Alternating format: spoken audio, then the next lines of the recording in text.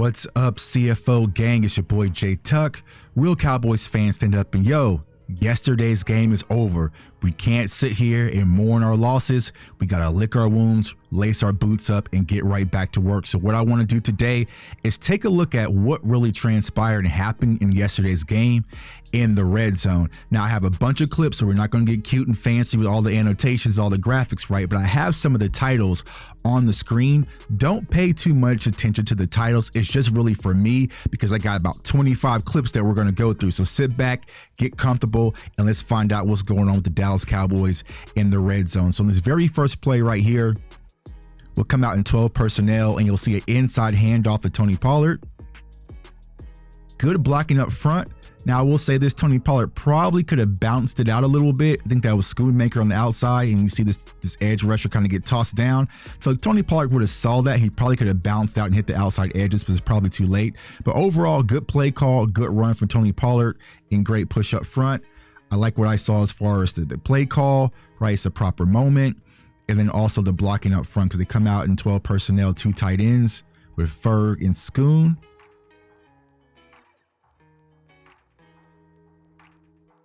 And boom, good blocking up front. Small little hole. Like I said, TP probably could have bounced out a little bit, but didn't recognize it in time. But overall, good play call, good run from Tony Pollard.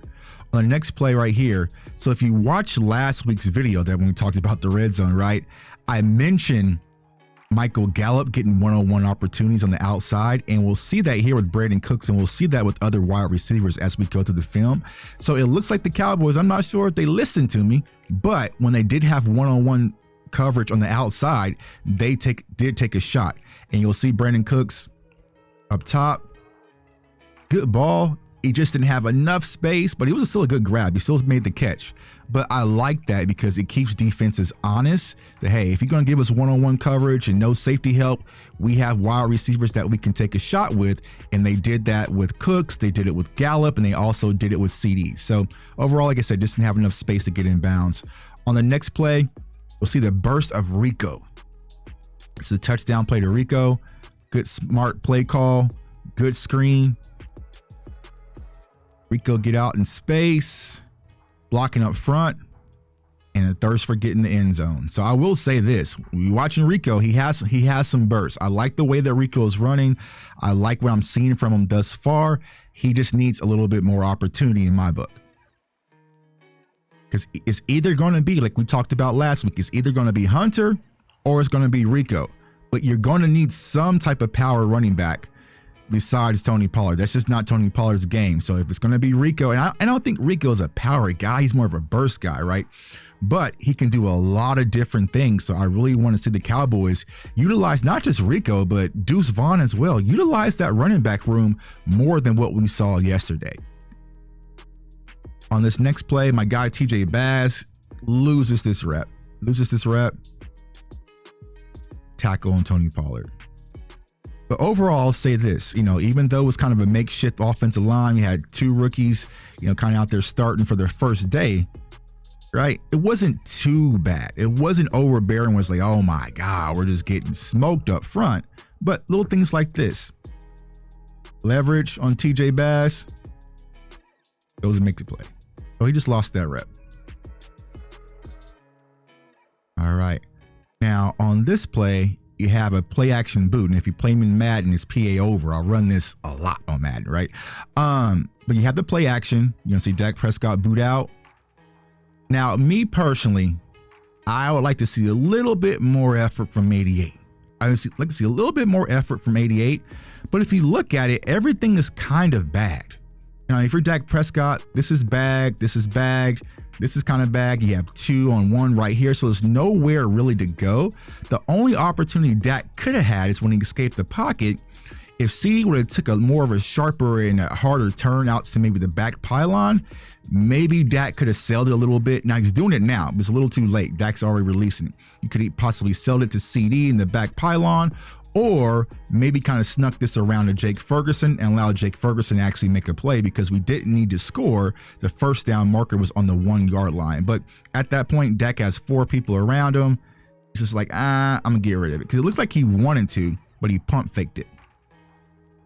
Like he was about to do it, you know, it looked like he's about to do it, but pump faked it. And honestly, he probably could just let this fly just a little bit and let CD make a play, but just threw it out of bounds.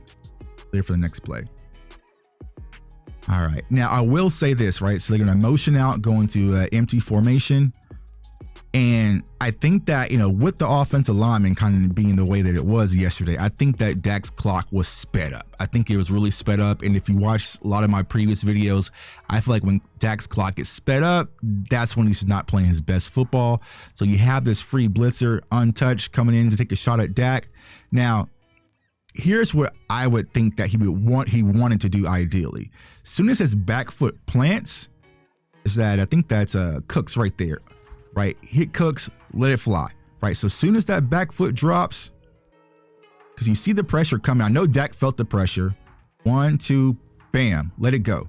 Let it go right here. Leave Brandon Cooks out there because this guy is already going over here. This guy is occupied, but he kind of hesitated and kind of faded away. And at this time, by the time the ball's released, it's already bagged. So I just felt like Dak's clock was sped up a little bit on that play. And he just kind of sailed it just a little bit. But if he would have just let it go right there, as soon as that cut, that break, because honestly, if you did have a little bit more time, you also had CeeDee Lamb on this corner route as well. I think Dak felt the pressure, sailed a little bit, and the defender was able to make a play on the ball. All right. Now, on this play, I think Ferguson loses his rep. And honestly, Ferguson didn't have the best day as a blocker. And here's what I'll say about our tight ends, because we had this conversation on Saturday. The Schoonmakers and the Fergusons, we brought you in for blocking. You know, you're not the best, the Kyle Pitts type route runners or receiving type tight ends. So if you're not going to be blocking, bro, we got to find out what value are you actually going to bring. But you watch Jake Ferguson here on the left side. Lets the defender cross his face and just simply goes, makes the play untouched. And Ferguson knew he messed up on that play. He was kind of frustrated with himself. But, you know, if you're going to be a blocking tight end, we're going to need you to block. And here's the thing, right? We moved on from Dalton Schultz, Jake Ferguson, Peyton Hendershot, even Luke Schoonmaker. Those boys are going to have to grow up quick. They're going to have to grow up quick. Now, on this play, they're going to hit Rico in the flat. But honestly, I think once again, Dak was sped up and he came off his read extremely early because watch this play. Bam, CeeDee Lamb. CeeDee Lamb's right there. It's 1-on-1 CeeDee Lamb. He's already planting for the slant. Let it fly. Let that fly right there and you're good, you know? So I'm not sure why Dak hesitated on this throw. So he pulls it. And even with that, okay, now you move up to Ferg. Or is that Schoon? I think it's Schoonmaker. Wide open in the middle. And he goes backside to his check down. So once again, I think Dak's clock was just sped up. But if you're looking at it, when this is back foot hits, once again, boom, put it on him. 1, 2, 3, put it on him. Put it right there on him. And that's CeeDee Lamb. Middle, make a play. Like this corner is still in his stance. This corner still in the stance right there. That would have probably been 6, or at least you can probably got Schoon right there to make a play. But it looks like he checked it down just way too quickly. And even though he did that, Rico was still able to make a play. But I feel like that was a missed opportunity because I'm 1,000% confident CeeDee Lamb would have scored on that play right there. Just watch the blocking up front. Good blocking, good blocking. Yeah, so he just came off of it too quick. Not sure why he pulled it. You have Schoon right there. So he went backside. All right, on the next play, I think, yeah, this is the fumble snap. So even with the fumble snap, even though it kind of got jumbled a little bit, because it looks like they were trying to run some rub routes up here with Cooks and Gallup and then also up top. But Tony Pollard. Let Tony Pollard get to play the ball to make opportunities. You get Tony Pollard one-on-one in the flat versus any defender, I'm taking that opportunity. But Dak hesitated, rose up the pocket, there's a holding call, and y'all know the rest of the story. All right. Now let's play here. You'll find Ferguson just sitting in the soft spot of the zone. Good play there. Nothing too concerned. And that's the one thing about Ferk, right? He's not the most elusive tight end. He's not Travis Kelce-ish, right? But he doesn't go down easy. That's the one thing I like about him. He's a big boy. He doesn't go down easy. So he's always getting those extra yards. And we saw that in the touchdown versus the Jets. So sometimes you just got to get Ferguson the ball and just let him kind of just go and do his thing and use some of that Big Ten size to get upfield. He can definitely do it. All right. So you have motion, bunch left. And here is where I'm a little critical of Dak. And granted, you know what I'm saying, we got to call like it is, man. I mean, we don't baby no one on this channel. But opportunities like this, Dak, just go win us the game, bro. Just go win us the game. And he could have, like, he sees this wide open field. He hesitated. I think he was checking his backside over here. And then he takes off a run. But here's the thing, once again, right? Look what this first down marker is. So we don't need a touchdown. He's got to get a first down. Go play a little hero ball. I would take Dak one-on-one versus this, was a safety, right? Yeah, versus the safety. Dak's a big boy. And so that's where the separation is really going to be when you talk about, you know, Dak compared to the Mahomes is and some of these other Josh Allens and, you know, whoever they're comparing Dak to this week, right? Sometimes he's got to just go make something happen when there isn't anything. And he did it earlier in the game. I just want to see that on a more consistent basis when it comes to Dak Prescott. You have 11 personnel. This is going to be a quick slant to Michael Gallup. Good read, good route. And it was good to see Michael Gallup kind of emerge yesterday and get his rhythm back. So I know a lot of you are questioning, like, yo, Tuck, what's going on with Michael Gallup? So it looked like Michael Gallup now got into a rhythm, which is good. This play right here, looks like we're trying to get the toss play on the outside, but this edge rusher keeps the outside contained on Schoonmaker. And there was nowhere for Tony Pollard to really go outside, right? Because he has that outside hand free. So Tony Pollard had to cut it up and bend it up. It could have been some opportunity, but once again, like, the blocking up front just has to be better from our tight ends and also from our offensive line. So, like, overall, when I look at the red zone, the play calling, it was, if I had to grade it, I would give it like a 7. The execution was like a 5. The execution was really a 5. This is one of the plays, the worst plays. I hated this play. Do this little orbit motion with CD, the P action option. It was bagged. Now, if you look at it from this angle, there was nothing really there. You have 2-on-1. There was nothing there.